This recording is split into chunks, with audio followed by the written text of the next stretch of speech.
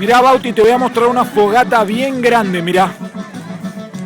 ¡Oh! Se cayó un pedazo. Hay que tener cuidado con el fuego. Cuando papá vaya a Mendoza, vamos a ir a la finca del abuelo Néstor y vamos a hacer una fogata. Dale. Mira qué linda fogata.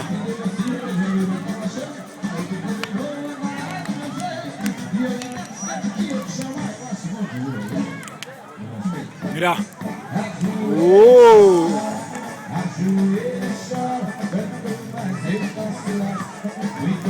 ¿Viste qué fogata grande? Hay que tener cuidado, Mucho cuidado con el fuego.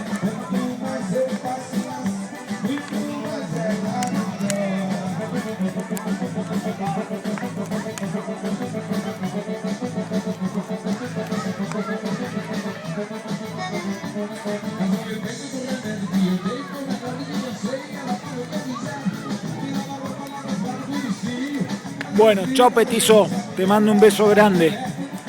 Mañana hablamos por Skype, dale, por la computadora.